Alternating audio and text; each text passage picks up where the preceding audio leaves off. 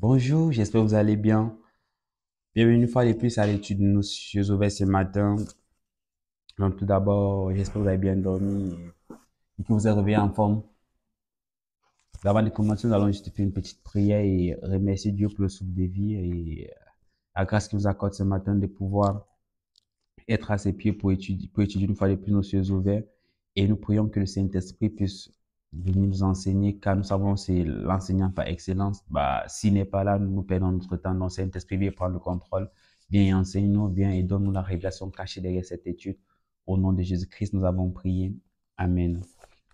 Aujourd'hui, nous sommes vendredi le 31 mai 2024 et le dernier jour du mois de mai, donc pour entrer dans le mois de juin en gloire. Dans notre sujet, notre étude est intitulée La sagesse est essentielle. C'est ça, la sagesse est essentielle. Nous n'allons pas perdre le temps, nous allons entrer dans notre verset de mémoire qui est dans le livre de Job 28, verset 28, qui dit, puis il dit à l'homme, voici la crainte du Seigneur, c'est la sagesse. S'éloigner du mal, c'est l'intelligence. Donc, c'est que lorsque tu crains l'éternel, tu deviens sage. Ça veut dire qu'il y a certains trucs que tu ne feras pas parce que l'éternel ne te permet pas de faire cela. Et en faisant ces choses, donc, ça cultive en toi une sagesse, une connaissance, en fait, de la parole de Dieu. Donc, nous savons que la parole de Dieu, c'est la sagesse. Et par la suite, nous dit, s'éloigner du mal, c'est d'être intelligent. Donc, pouvoir échapper les ruses de l'ennemi, en faisant cela, donc il te faut l'intelligence divine pour pouvoir échapper les ruses de l'ennemi. C'est pour ça qu'Éternel dit, s'éloigner du mal, c'est être intelligent. Donc, nous allons prendre notre passage biblique, donc, qui est dans le livre de Proverbes 4, verset 5 à 9, qui dit, le verset 4 dit, mon père m'a enseigné et m'a dit, que ton cœur retienne mes paroles, obéisse à mes commandements et tu vivras. Verset 5. Acquiert la sagesse et l'intelligence, n'oublie pas ce que je t'ai dit et ne t'écarte pas de mes recommandements. Verset 6. N'abandonne pas la sagesse, elle te gardera. Aime-la, elle te protégera. Verset 7. Voici le début de la sagesse. Acquiert la sagesse. Procure-toi les discernements au prix de tout ce que tu possèdes. Verset 8. Tiens-la en haut, tiens-la en haut estime et elle t'élèvera. Si tu t'attaches à elle, elle te mettra en honneur. Verset 9. Elle posera une belle couronne sur ta tête. Elle t'ornera elle t'ornera des diadèmes magnifiques. Donc ici là, c'est juste une description de la sagesse que l'Éternel essaye de nous expliquer au travers de ce passage biblique. Dans la sagesse, je dirais que c'est l'une des choses merveilleuses qu'un chrétien est censé avoir dans sa vie. Et en ayant la sagesse, tu pourras donc avoir des couronnes dont on n'est pas des diadèmes au nom de Jésus-Christ. Nous allons directement entrer dans ce que notre papa a prévu pour nous. Il dit, la sagesse est une application correcte de la connaissance.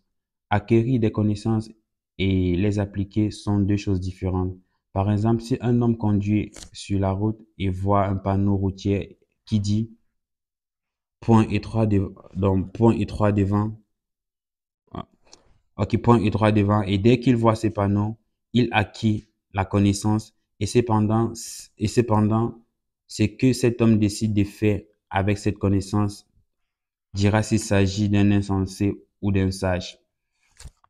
Donc ici, lorsque nous prenons ces petites narrations que notre papa nous donne ce matin, nous fait comprendre que la sagesse, en fait, est une application correcte de la connaissance. Donc, c'est que pour pouvoir être sage, il te faut la connaissance. Donc, c'est que si tu veux être considéré comme des sages, donc c'est qu'il faut emmagasiner un certain nombre de connaissances dans ta vie, que ce soit dans le domaine académique pour ceux qui sont à l'école, dans le domaine spirituel. Donc, il faut emmagasiner une certaine quantité de connaissances pour pouvoir être sage. Donc, c'est que si déjà tu n'as pas de connaissances, donc tu ne pourras pas expérimenter la sagesse. Donc, la sagesse, la sagesse se cache dans la connaissance.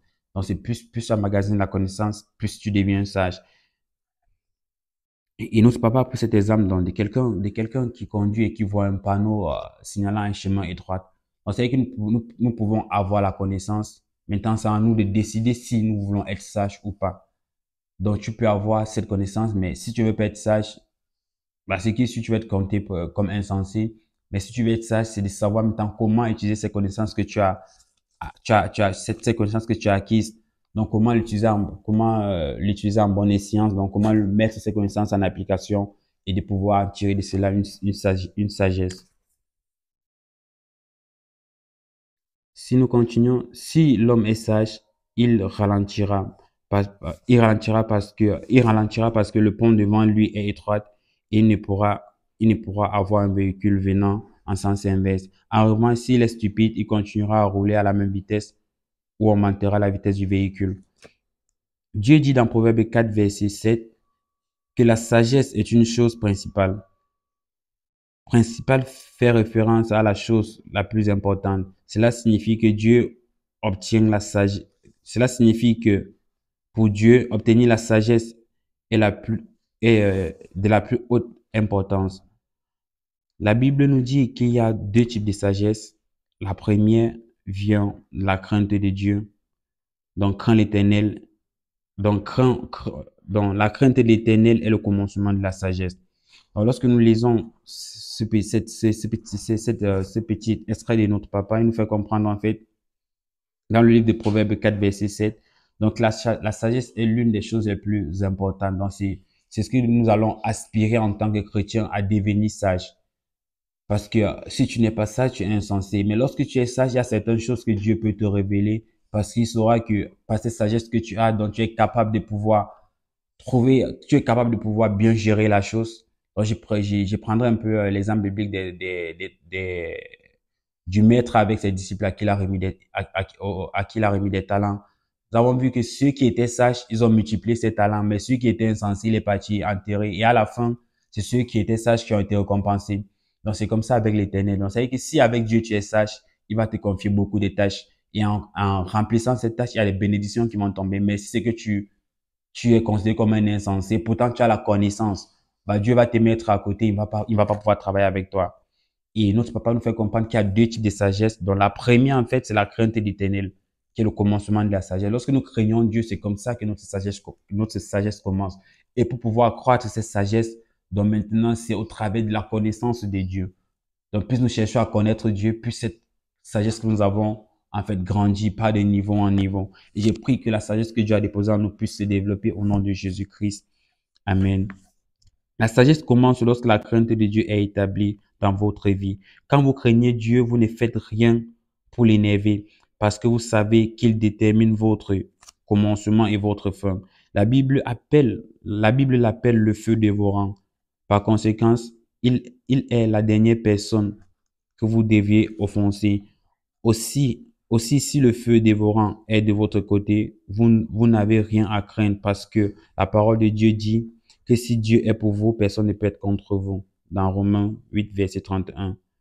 La sagesse vous enseigne la crainte de Dieu, dont la crainte, dont à le craindre partout où vous allez en tout temps.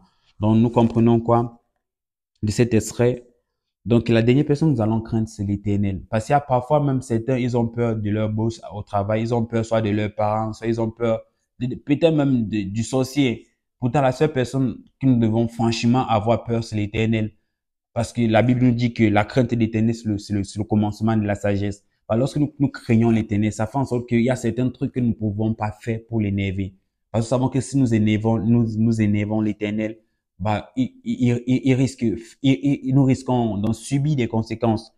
Mais en tant que chrétien, parfois nous sommes tellement familiers avec Dieu qu'on n'a même plus peur de Dieu. On se permet de faire du n'importe quoi. On se permet de mener notre vie comme nous voulons, en oubliant que en faisant cela, donc, nous prenons autorité sur Dieu. Pourtant c'est l'inverse. Dieu est censé avoir l'autorité sur nous. Parce que sa parole nous dit quoi? La crainte de Dieu, en fait, c'est le commencement de la sagesse. Donc, c'est pourquoi, parce que nous avons bâti un esprit de familiarité avec Dieu, ça fait en sorte que nous ne donnons pas cette place que Dieu mérite. Nous ne parvenons plus à craindre Dieu. En faisant cela, c'est facile pour nous d'énerver Dieu. En faisant cela, c'est facile pour nous de nous éloigner de Dieu parce que nous ne donnons plus la place que Dieu mérite.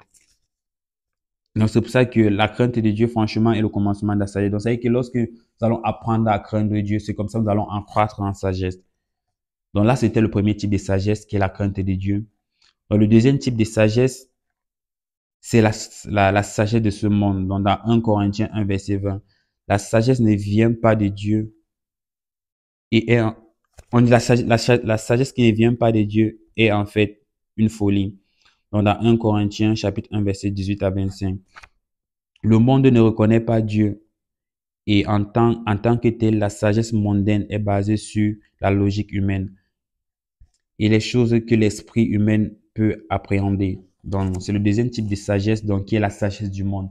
Donc, la sagesse du monde, parfois, même pas parfois, la sagesse du monde, en fait, contredit la sagesse de Dieu. Donc, pour voir les scientifiques, donc, qui vont nous dire donc, qui vont nous dire donc, qui vont nous expliquer, donc, comment la Terre a été créée. Mais pourtant, avec la sagesse de Dieu, on sait que c'est Dieu qui a créé la Terre, tout.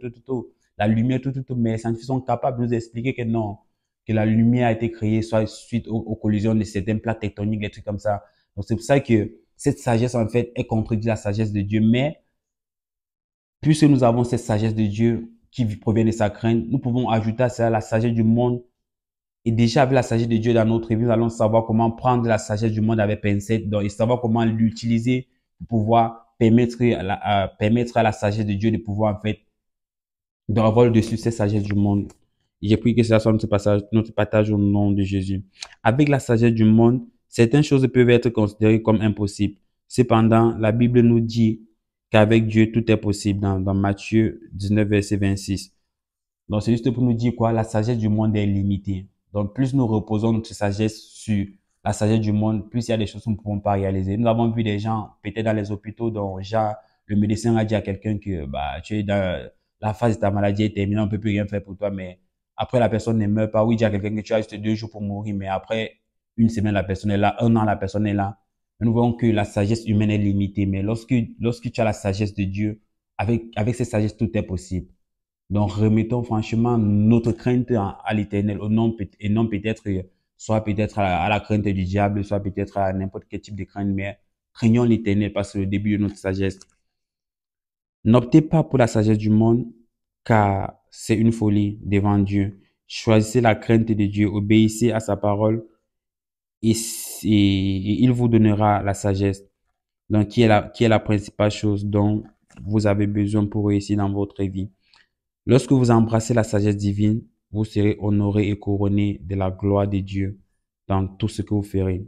Donc, ma prière, c'est que nous puissions embrasser la sagesse divine afin d'être honorés et couronnés dans la gloire de Dieu. Donc, nous allons juste prier ce matin que Seigneur, donne-nous la sagesse divine dans n'importe quel domaine de notre vie, Seigneur. Nous voulons avoir cette sagesse divine, cette sagesse qui vient de toi, nom du monde.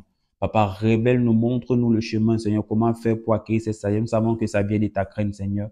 Que nous puissions te craindre sincèrement, Seigneur. Que nous puissions pas être des personnes qui vont déclarer avec la bouche que je crains Dieu, mais que dans notre cœur, nous puissions te craindre. Papa, donne-nous ces grâces, roi des gloires, Seigneur. Papa, parce que nous voulons ta sagesse. Parce que nous savons que avec ta sagesse, nous sommes capables de surmonter toutes les situations, Seigneur. Avec ta sagesse, nous sommes capables de sortir des situations que même le monde a déjà dit que c'est fini, au roi des gloires. Accorde-nous cette sagesse, éternel des amis. Père éternel, nous voulons te dire merci. Au nom de Jésus-Christ, nous avons prié. Amen.